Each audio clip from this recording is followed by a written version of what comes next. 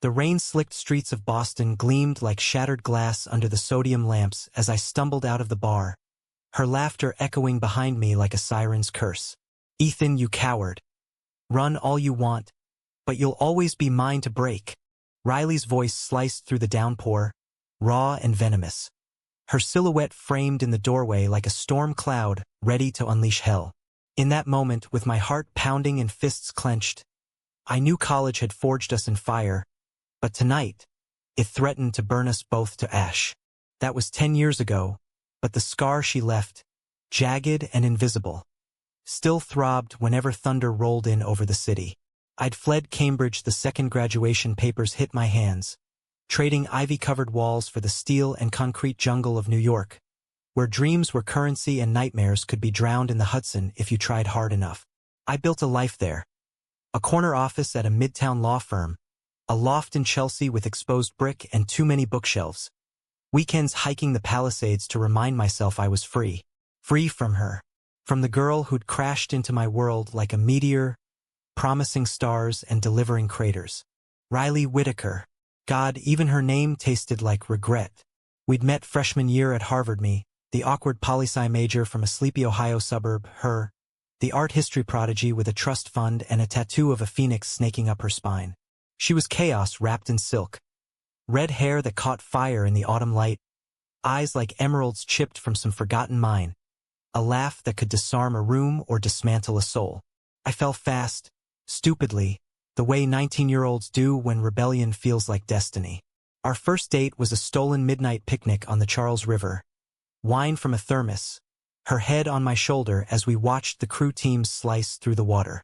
"You're my anchor, Ethan," she'd whispered, fingers tracing patterns on my chest. "In this sea of phonies, you're real. But anchors drag you under if the ship's going down." By sophomore year, the cracks showed. Riley's world was a whirlwind. Parties in the Radcliffe Quad that bled into dawn, whispered rumors of flings with TFs and townies, her sketches pinned to every dorm wall like manifestos of her untamed heart. I tried to keep up, burying my insecurities in late-night study sessions and forced smiles. Jealousy gnawed at me, a quiet beast, until the night I found her phone buzzing on the nightstand. A text from some lacrosse asshole. "Last night was electric. When's round 2? Confrontation came in the form of shattered porcelain. Her favorite mug hurled against the wall of our off-campus apartment. "You're suffocating me," she'd screamed, tears carving black mascara rivers down her cheeks. "I need space to breathe, Ethan. Not your goddamn leash." I begged, I broke, I became the villain in her narrative. That's when the nightmare truly began. She didn't just leave. She weaponized our shared history. Whispers spread through the poli-sci department. Ethan Hale, the controlling boyfriend who'd driven Riley to the edge. My advisor pulled me aside one afternoon, eyes pitying. "Son, focus on your grades. Personal drama has a way of sinking ships. Applications to internships dried up. Friends ghosted. And Riley? She thrived, her senior thesis on feminist iconography earning her a spot at Sotheby's, while I scraped by on temp gigs, wondering if love was just a prettier word for sabotage. The betrayal cut deepest on the night of the spring formal.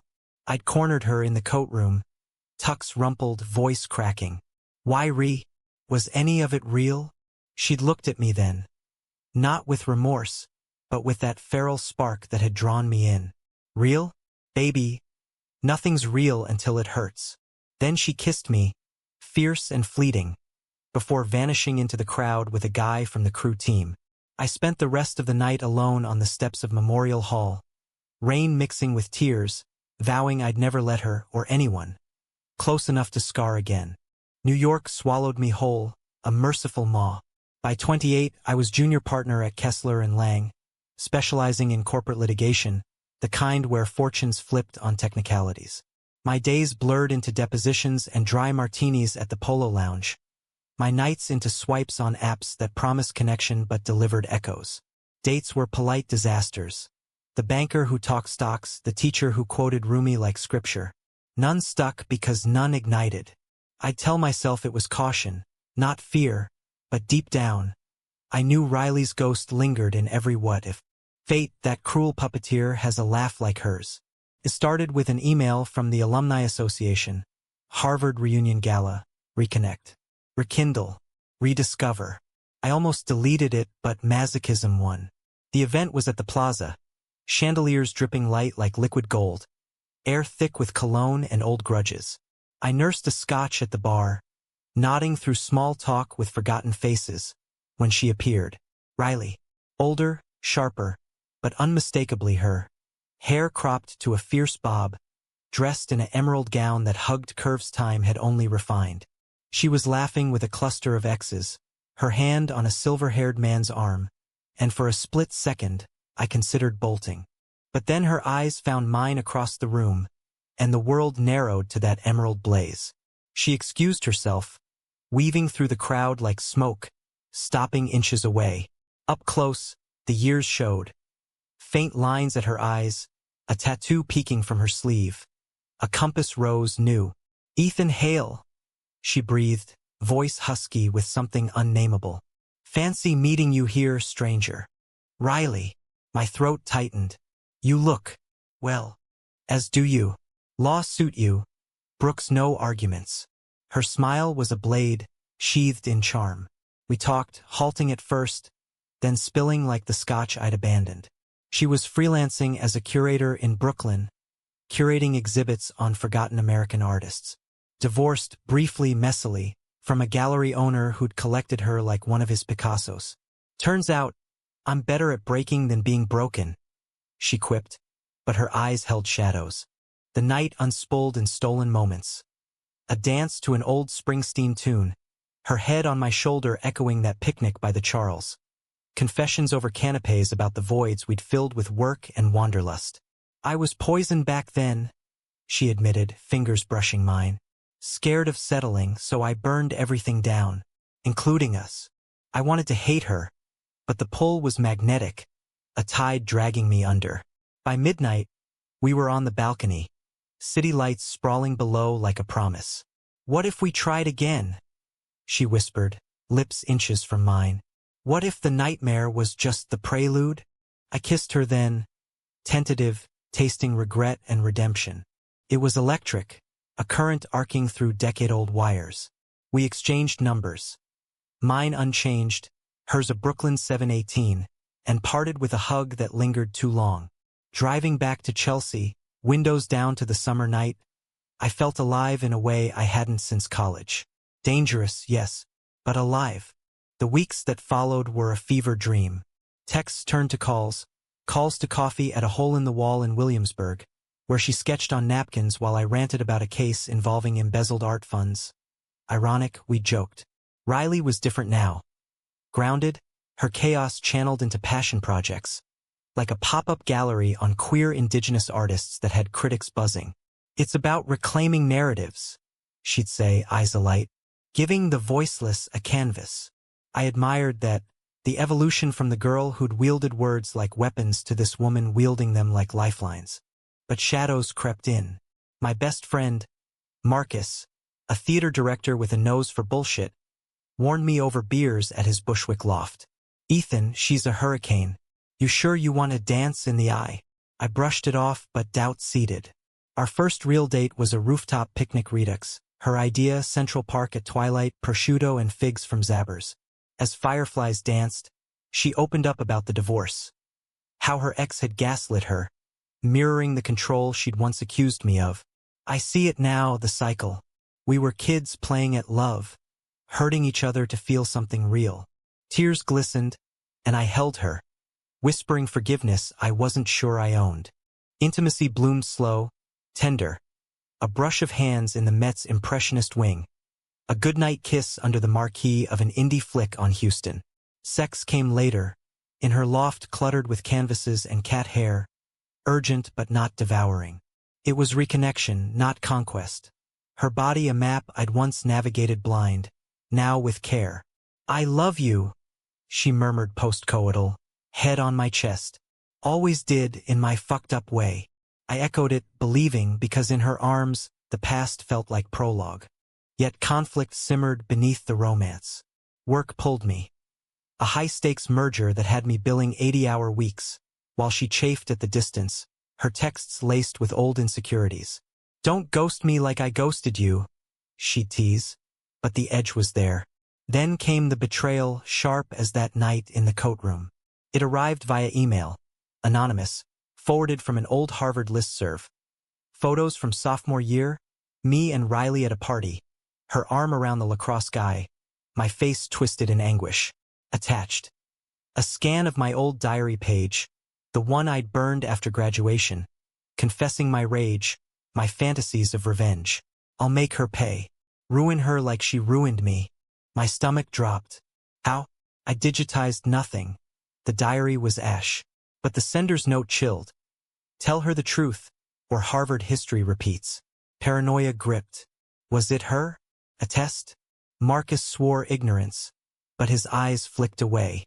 I confronted Riley over dinner at Gramercy Tavern, voice low. Did you leak this? To force my hand. Her face crumpled, denial fierce. Ethan, no. I'd never. But doubt festered, turning pillow talk to interrogations. The climax erupted on a stormy October night, thunder rattling my loft windows as she banged on the door, soaked and wild-eyed. It's not me. It's him. My ex, the gallery owner, vengeful post-divorce, had hacked her old emails, unearthed my confessions from a shared drive she'd forgotten to scrub. He wants to hurt us both, she sobbed, collapsing into my arms. Rage boiled. Not at her, but the puppeteer pulling strings from afar. I called my firm's cyber guy, traced the IP to his Soho studio. We stormed there together, me in slacks and fury, her in rain boots and resolve, the door yielding to my shoulder. He was there, smug behind a desk of stolen sketches, laptop open to the damning files. Riley always was a flight risk, he sneered. Thought you'd like to know the real her. But she stepped forward, voice steel. The real me? The one who left your cage. Delete it. Now. A standoff, lightning cracking outside, until he complied, fingers trembling under my glare. As we left, arm in arm, the rain washing clean, I realized the true betrayal wasn't his. It was ours, the years wasted in silence. In the aftermath, we rebuilt, brick by humanistic brick. Therapy sessions in a sunlit office overlooking the East River, where we unpacked the toxins. Her fear of vulnerability, my armor of control. We volunteered at a Brooklyn youth center, mentoring kids from broken homes. Her sketches teaching them to draw their pains. My stories showing law's power for good. Love deepened, not in grand gestures but quiet ones. A note in my briefcase, "You're my safe harbor now," or her hand in mine at a Basquiat exhibit, whispering dreams of a life unbound. The ending came on a crisp December dawn, snow dusting the Brooklyn Bridge as we walked it, coffee steaming in gloved hands. "Marry me?" I asked, ring hidden in my pocket. A simple band etched with a phoenix and anchor intertwined. Tears froze on her lashes. "Yes, but only if we promise no more nightmares." We laughed, kissing as the city woke, a testament to redemption's quiet roar. And in that moment, under the gray American sky turning gold, I knew. She wasn't just the dream I dared not want. She was the one I'd fought to deserve. Life with Riley Poststorm was like breathing after drowning, grateful, tentative, profound. We moved in together that spring. My Chelsea loft traded for a brownstone in Bed-Stuy, where her canvases clashed gloriously with my leather-bound tomes. Mornings were ritual. Her brewing pour-over while humming Nina Simone, me scanning the Times over eggs, our feet tangled under the table. "What's the verdict today, counselor?" she'd ask, smirking as I dissected op-eds. Guilty of optimism, I'd reply, stealing a kiss that tasted like home. But romance, that fickle muse, demands tending. We traveled. A road trip down Route 66, her sketching neon signs in Tucumcari, me narrating ghost stories of Dust Bowl migrants that left us hushed around campfires. In the Grand Canyon, under a blanket of stars vast as regret, she confessed deeper wounds. A childhood in Greenwich, parents more interested in mergers than milestones, her rebellion a flair for attention. "I pushed you away because I didn't know how to stay," she said, voice small against the wind. I held her then, whispering of my own fractures. A father lost to cancer when I was 12, leaving a void I filled with approval-seeking. We were both adrift, I murmured. Now we're moored. Work wove in, a thread of tension. My merger case dragged into summer, depositions in boardrooms smelling of stale ambition. While Riley's gallery show loomed, a retrospective on American reinventions, featuring pieces inspired by our reunion. "It's us, Ethan," she explained one night, paint smudged on her cheek as she layered crimson over canvas. The break, the mend. I attended the opening at a Soho space, black tie amid the glitterati, her hand trembling in mine as the curator praised her vulnerability. A collector bid high on Phoenix Anchor, our entwined symbols, and as champagne flowed, she pulled me into a storage room, kissing me breathless. "This is ours. All of it." Yet conflict, that old specter, slithered back. Marcus, ever the Greek chorus, cornered me at a rehearsal bar in the village. "She's got you wrapped, man. Remember sophomore year? The way she twisted the knife." His words stung, dredging the diary's ash. I'd forgiven, but trust was a fragile graft. Doubts bloomed when Riley's ex resurfaced. Not the hacker, but a ghost from college. Jake, the lacrosse boy from the formal. He'd emailed her, innocuous at first, heard about the show. "Proud of you. Coffee?" But she hadn't mentioned it. "Old friend," she dismissed when I saw the thread. Nothing more. Jealousy, that petty thief, stole sleep. I scrolled his Insta late nights, buff, grinning, coaching at a prep school upstate, imagining what-ifs. Confrontation brewed over paella at our favorite Spanish spot in the East Village. Candlelight flickering like accusations. "Why hide it?" I pressed, fork abandoned. Her eyes flashed. "Because I knew you'd react like this. Like I'm still that girl sabotaging us." Voices rose, drawing stares. We stormed out, her cab vanishing into traffic, me walking the blocks home in a haze of what-ifs. The betrayal deepened days later. Anonymous again, this time a package at the firm, no return address. Inside, a USB drive labeled Truth. Heart hammering, I plugged it into my secure laptop. Videos from college parties, grainy camcorder footage. Riley and Jake, tangled in a frat house bedroom, her moans unmistakable. Timestamp, the week before our breakup. A note, she never changed. Run. Nausea hit like a verdict. I drove to Brooklyn in rush hour rage, bursting into the brownstone where she was glazing a vase. Oblivious. "Explain this." I thrust the drive at her, voice cracking. Color drained from her face as she watched, silent tears tracking. "Ethan, it was one night. A mistake before we were exclusive. I ended it." Lies? Truth? The room spun. "You said it was nothing. And now, after everything." She reached for me, but I recoiled. "You're the nightmare again." Twisting reality till I doubt my own eyes. She crumbled, knees to the floor. "I was broken then, scared of us.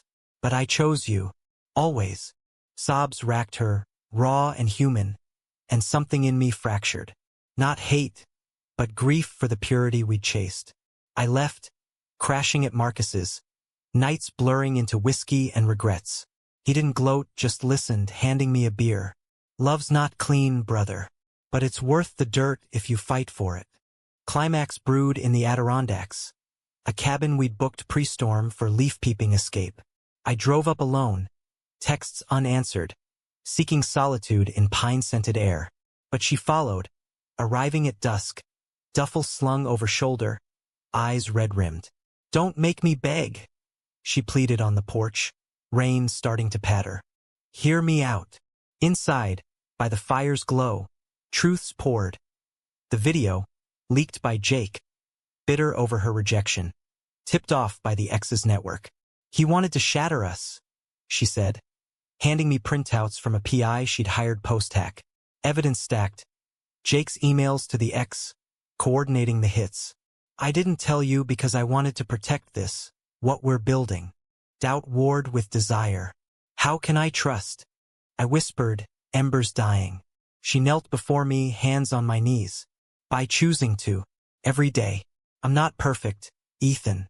But I'm yours, flaws and all. The kiss that followed was salvation, fierce and forgiving. Bodies colliding on the bearskin rug as thunder applauded. Not lust, but reclamation. A vow etched in sweat and whispers. Dawn broke clear, leaves aflame outside. We hiked to a overlook, her head on my shoulder, the world vast below. We're stronger for the breaks, she said. I nodded, ring box heavy in my pocket still. Humanistic threads wove in. Calls to therapists, boundaries drawn like constitutions. Jake faced a restraining order. The ex, a defamation suit I filed pro bono for closure. Back in the city, love matured. We adopted a mutt from the shelter. A scruffy terrier named Phoenix. Walks in Prospect Park becoming sermons on resilience. Her next exhibit, Mended Fractures. Sold out, critics hailing its raw humanity. Mine? A promotion to senior partner arguing cases for underdogs inspired by her fire. Yet the emotional undercurrent ran deep. One night, post-dinner at a soul food joint in Harlem, she traced my palm. What if we'd never reunited? Separate orbits. I pulled her close. Then I'd be half a man. You make me whole. Tears came, mutual, a baptism of what was lost and found. The betrayal's echo faded, replaced by depth. We hosted Thanksgivings for strays, Marcus, her artist pals, my Ohio cousins via Zoom, tables groaning with turkey and tails. In quiet moments, reading Keats by lamplight, her foot nudging mine, I marveled. From nightmare to dream, she'd taught me grace. Summer brought heat waves and honeymoons of the soul. Our actual one postponed for her fall show, but weekends stolen like jewels. We jetted to Provincetown, Cape Cod's queer haven, where rainbow flags snapped in salt breezes and her hand in mine felt like declaration. America's Edge, she called it. Sketching drag queens on the pier while I barbecued lobster, smoke curling like prayers. Nights in a lighthouse B&B, waves crashing below. We made love slow, mapping scars with lips. Hers from a childhood appendectomy, mine from a biking wipeout. These are our stories, she'd murmur. Proof we survived. But drama, that American staple, lurked in scripts unwritten. My firm's biggest case landed. Defending a whistleblower against a pharma giant. Accusations of fraud that mirrored our own deceptions. 80-hour weeks became norm, briefs piling like indictments. Riley chafed, her texts a mix of support and strain. Miss your voice. Don't let them steal you. Guilt gnawed.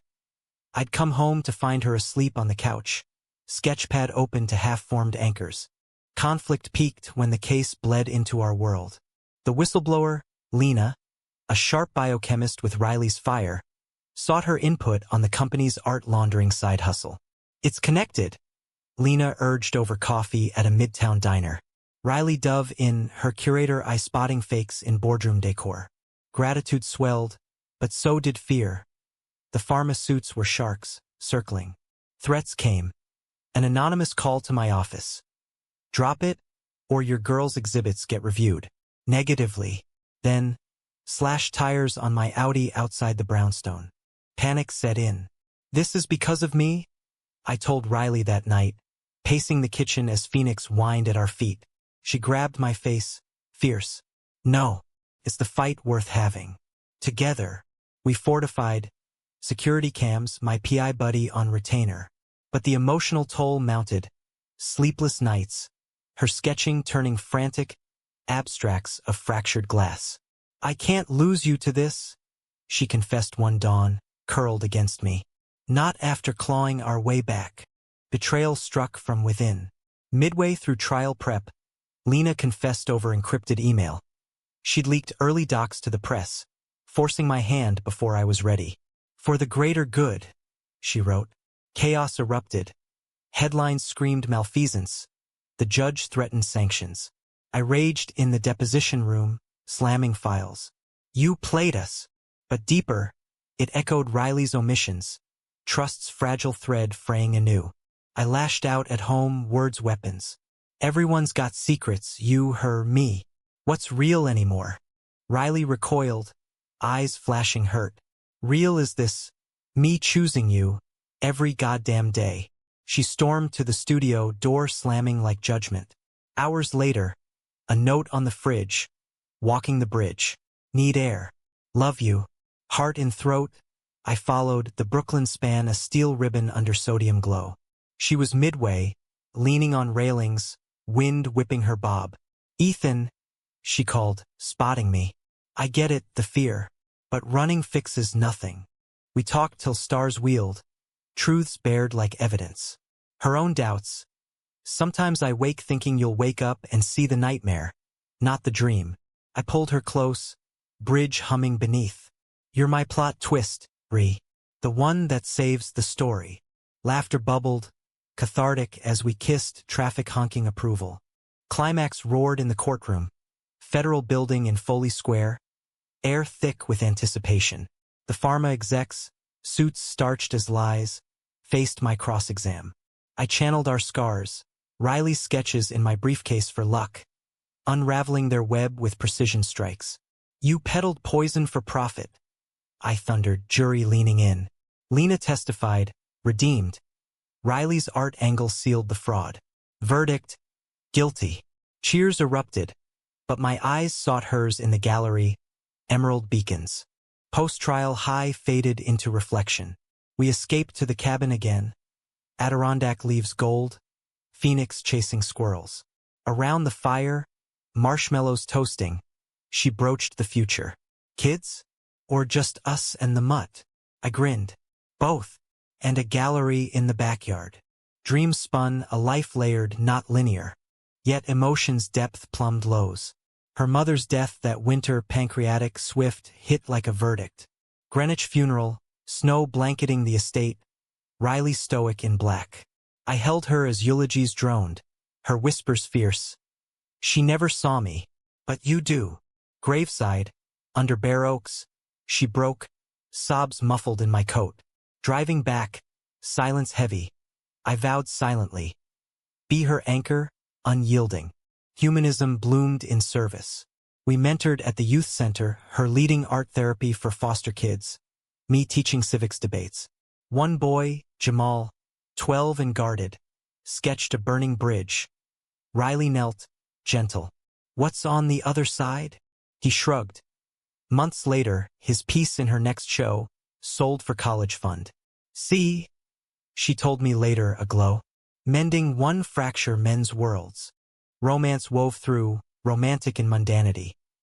Picnics in Sheep Meadow, her head in my lap as I read aloud from Whitman. Slow dances in the kitchen to Coltrane, Phoenix underfoot. Intimacy evolved, less fire, more ember, bodies knowing paths worn deep. I love your flaws. She traced my laugh lines. They led you back to me. But shadows lingered, a reminder.